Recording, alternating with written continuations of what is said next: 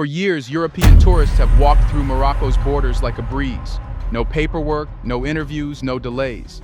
Just a stamp, a smile, and straight into the maze of Marrakech or the beaches of Agadir.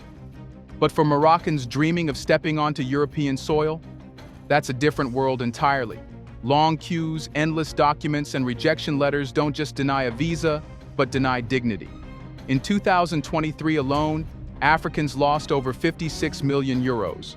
Not on travel, not on adventure, but on Schengen visa applications that were thrown in the trash. The White House is considering a major expansion of travel restrictions, one that could affect millions across multiple continents. And Africa could be the hardest hit. Now Morocco is making a move that could change the game forever. A visa requirement, but for Europeans. It's a decision that has left some in shock, some in applause, and others in quiet panic. Because this isn't just about visas. It's about power. It's about equality. And it's about time. Because Morocco isn't alone in this. Other African nations are watching. Some are already preparing to follow. And for the first time, Europe is facing a reality it never expected. The rules of the game are no longer theirs to dictate. But why is Morocco doing it? Let's find out.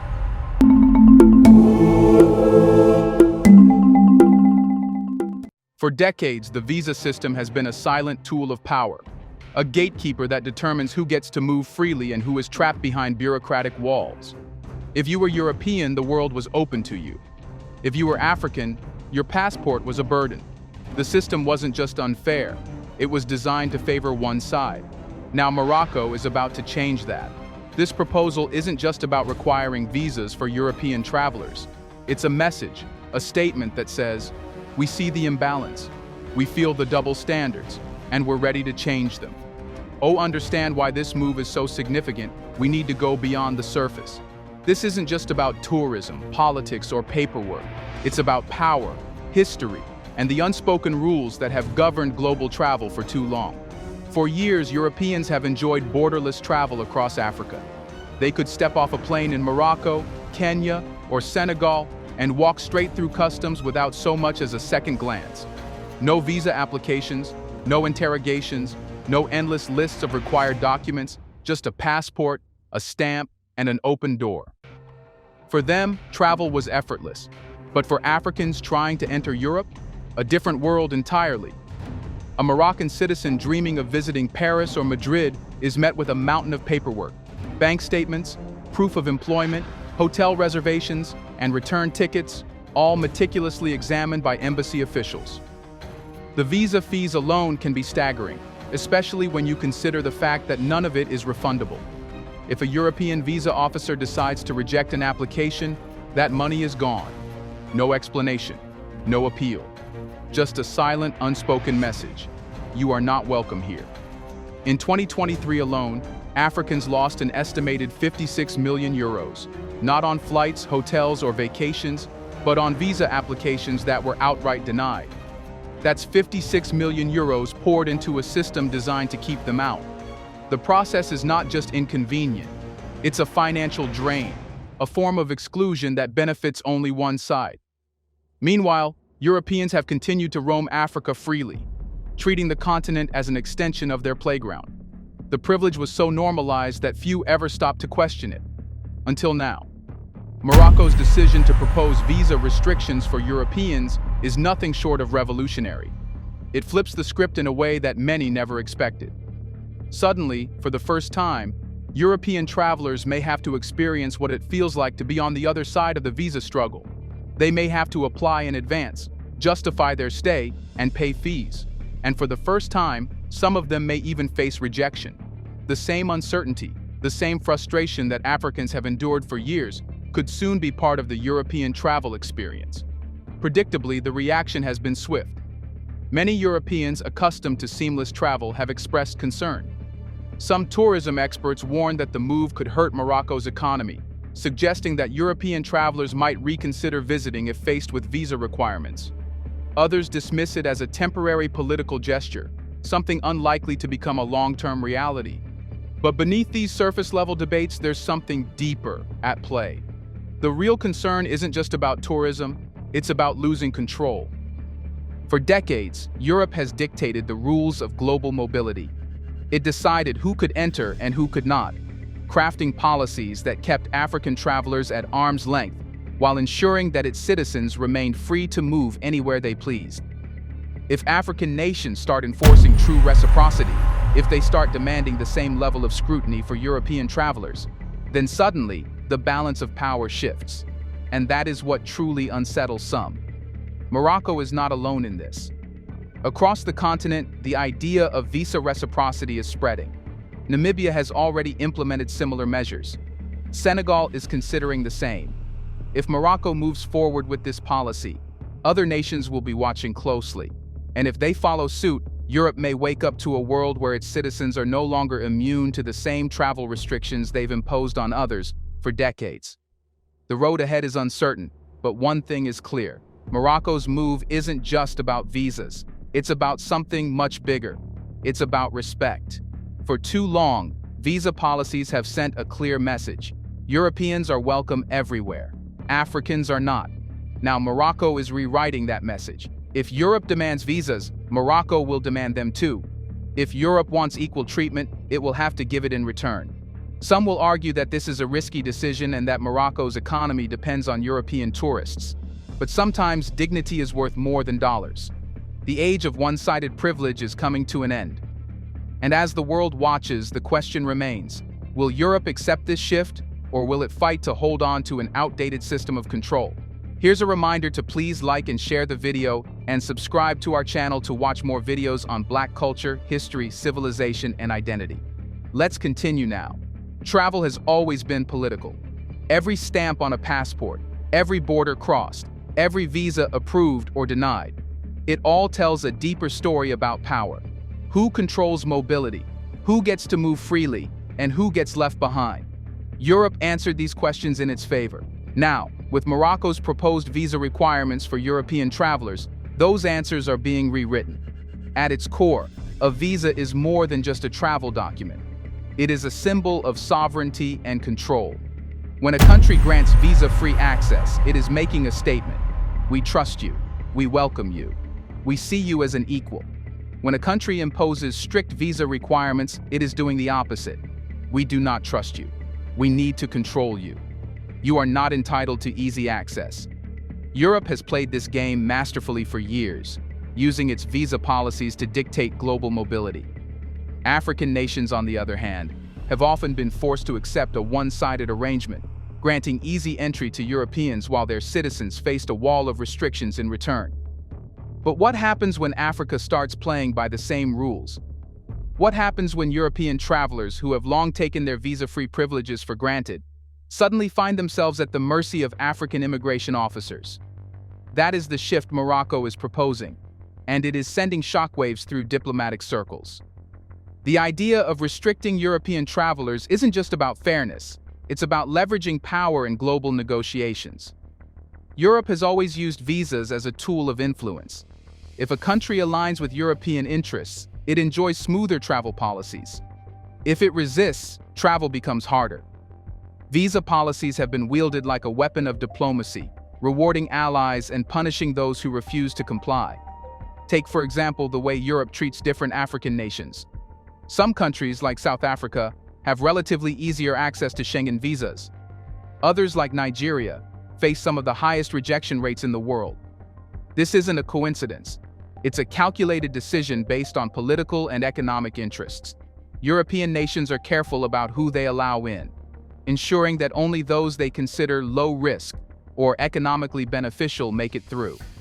Meanwhile, wealthy European tourists have walked through Africa's borders effortlessly, enjoying safaris, resorts, and cultural experiences without ever questioning why the system worked in their favor.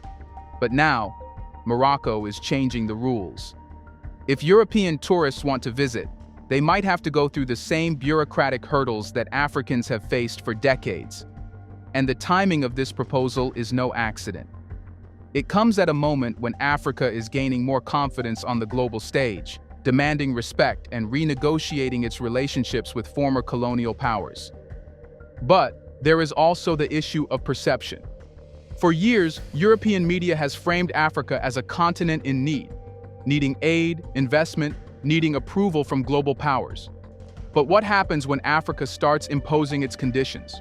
When it stops playing by Europe's rules and starts making its own? That is what makes this visa policy so significant. It is not just about who gets to travel. It is about who gets to decide the terms of engagement. Of course, European officials will likely push back. They will argue that such a move could hurt Morocco's economy, particularly its tourism sector. They might even suggest that restricting European travelers would be self-sabotage, a decision that could reduce foreign revenue. But these arguments overlook a crucial point. African nations have always been expected to prioritize Western economic interests over their sovereignty.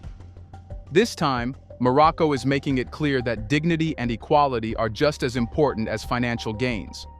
For years, Europe's visa policies have operated under an unspoken assumption that Africa would always accept the imbalance, and that African countries would never dare to impose the same restrictions in return. Morocco is now challenging that assumption. Whether or not the policy is implemented, the very discussion of it is enough to send a message.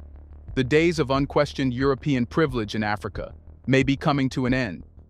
The bigger question now is how Europe will respond. Will it accept the reality of a world where it no longer sets all the rules?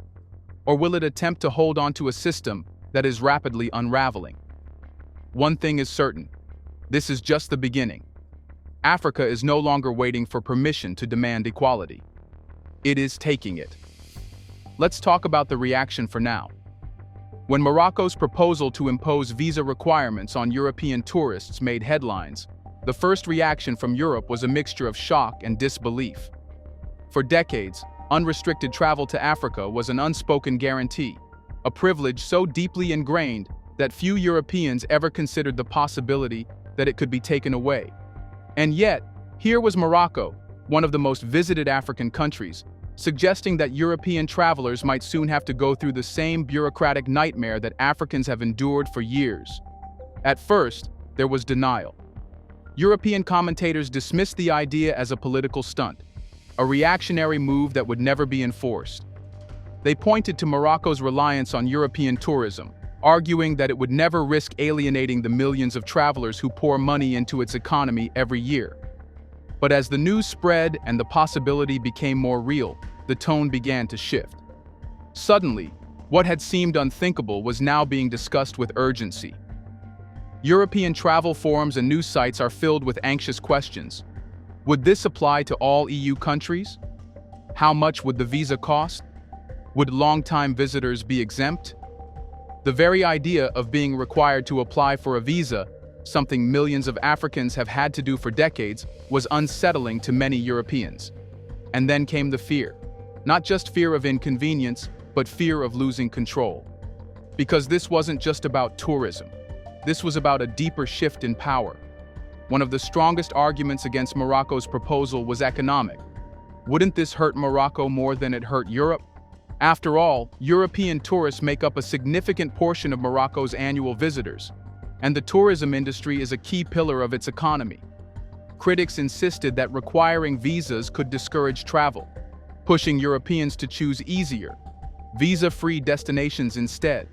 But this argument reveals an outdated assumption that Africa must always bend to the desires of Western tourists, no matter the cost. Morocco is not the same country it was 20 or 30 years ago. Its tourism industry is diversifying, attracting travelers from China, the Middle East, and other parts of Africa. The assumption that Morocco is entirely dependent on European visitors is rooted in an old colonial mindset, one that imagines Africa as an extension of Europe's leisure and business interests. What many in Europe fail to understand is that Morocco is thinking beyond short-term economic concerns. This proposal isn't just about money, it's about sovereignty. It's about sending a message. If Europe insists on strict visa policies for Moroccans, then Morocco will do the same. Another aspect of the European reaction has been hypocrisy, the refusal to acknowledge how unfairly Africans have been treated by European visa policies for decades. For years, European governments have made it nearly impossible for Africans to travel freely. Visa applications are expensive, rejections are common, and the criteria for approval are often unclear. Yet, When the situation is reversed, when the slightest restriction is placed on European travelers, the outrage is immediate. This double standard is not new. It has its roots in Europe's colonial history, a time when African lands were open to European settlers and businesses, but Africans themselves had no rights to movement or mobility. Even today, the language used to describe migration reflects this colonial bias. Europeans who move to Africa are called expats, while Africans who move to Europe are labeled migrants, refugees, or economic burdens. For years, European countries have justified their visa policies by arguing that they are necessary for security, economic stability, and migration control. But what happens when African countries start using the same justification? If Morocco, Senegal, or Namibia were to say, "We must protect our economy and national security from an uncontrolled influx of European travelers," would that be accepted as reasonable? Or would it be seen as an attack on Western freedoms? The anxiety in Europe isn't just about Morocco, it's about what happens next. Morocco may be the first North African country to propose such a policy, but it won't be the last. Senegal is already considering similar restrictions. Namibia has implemented them. Other nations, particularly those that have long suffered from Europe's strict visa policies, may start seeing this as a necessary act of reciprocity. For European governments, this presents an uncomfortable dilemma. They have spent years crafting policies that make it difficult for Africans to travel. They have justified these policies as necessary for maintaining economic stability and preventing migration. But if African nations start enforcing the same rules, Europeans will be forced to experience the very system they created. The truth is that Morocco's visa proposal has touched a nerve in Europe because it exposes an uncomfortable reality: that Europe's historical dominance over African travel and mobility is coming to an end. What happens next will depend on whether European nations choose to adapt to this new reality or fight to maintain a system that is no longer sustainable. One thing is certain: Africa is no longer waiting for Europe to change. It is making the changes itself. Now the question here is, why does Europe fear visa reciprocity? The concept of visa reciprocity, the idea that travel restrictions should be equal on both sides, has always been something that Europe has resisted when it comes to Africa. While the European Union enforces strict visa policies on African travelers, it has long expected African nations to remain open to European visitors without restrictions. The argument has always been that Europe is a key economic partner, and therefore visa-free access for Europeans is in Africa's best interest. But this claim ignores the reality that economic partnerships should be built on mutual respect, not one-sided privileges. Morocco's move is forcing a question that European policymakers have long tried to avoid. Why should African nations continue granting unrestricted access to European travelers when their citizens are treated like security threats the moment they apply for a visa? And that's where the real problem lies. If European travelers are suddenly required to apply for visas to enter African nations, they will, for the first time, experience the same restrictions that have been imposed on Africans for decades. They will feel the frustration of endless paperwork, the uncertainty of approval, and the indignity of rejection. More importantly, European governments will no longer have full control over the visa narrative. They will be forced to negotiate with African nations on an equal footing, something they have carefully avoided for years. Beyond the inconvenience for travelers, Morocco's visa move carries an even greater risk for Europe. It exposes the flaws and hypocrisy of the European visa system itself. If European travelers begin to complain about the difficulties of obtaining visas for Morocco, it will force a conversation about why African travelers have been subjected to the same process for so long. Europe has always justified its visa policies with vague explanations about security, migration control, and economic stability. But now, the very same logic is being used against them. If Morocco and other African nations argue that they must protect their own economic and national security by limiting European access, how can Europe oppose it without admitting to the double standard that has existed for decades? It is very simple. Europeans want to be treated as masters, but now it is nothing more than their dream. Do you think Morocco did the right thing? Should more nations do it? Let us know in the comments section. Is there even a way to stop Morocco? Do you want to watch more videos like this one? If so, subscribe to our channel and press the bell icon next to it. We have decided to bring videos on something nobody talks about: the Black culture, civilization, history, and evidence about how glorious Blacks have been. Thanks for watching, and until the next video, stay tuned.